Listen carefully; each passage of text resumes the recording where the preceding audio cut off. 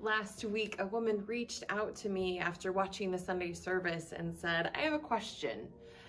Is there really a difference between the Old Testament God and the New Testament God? Are we supposed to understand them in different ways, as Old Testament God as angry and the New Testament God as loving and forgiveness?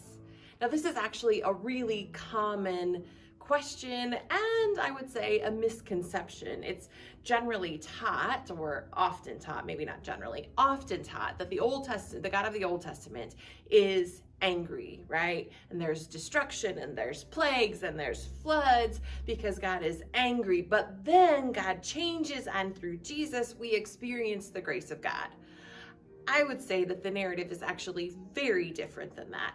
If we look at who God is throughout the scriptures, from Genesis to Revelation, and sort of look for the big storyline and not necessarily just the individual details, I think we find that the heart of God is consistent and congruent throughout the scriptures.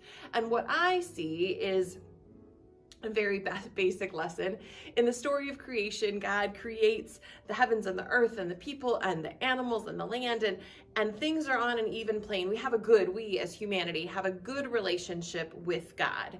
And then Adam and Eve, as the representation of humanity, choose to disobey God. And in that we have what's commonly called the fall. And there's this break in their relationship with God, their relationship with each other, and their relationship with creation. And then what I see, big picture, is God constantly trying to redeem and restore those relationships. But I love you, and I want what's good for you, and I don't want you to sin against each other and against others and against creation. I want you to love me. I want you to love each other. I want you to act with compassion and goodness and care. And that's just the storyline that we see. And, God then gives the 10 Commandments. Hey, you want to know which way to go? Go this way. Follow this path. And then the people sort of go their own way. So God sends a prophet. Hey, remember what God said. God said, go this way. Follow this path. And God's constantly just sort of reaching out to the people through prophets, and sometimes maybe through earthly events, to say, what I want ultimately is this restored relationship. And then God sends Jesus, says, I don't know what else to do. I don't know how to get through to these people. I'm going to go put on my human suit, right? God in the flesh. I'm going to live among them. I'm going to teach them. I'm going to show them. This is what I mean by love your neighbor. This is what I mean by offering grace. This is what I mean by caring for one another. And ultimately, God sacrificed to reconcile and redeem those relationships.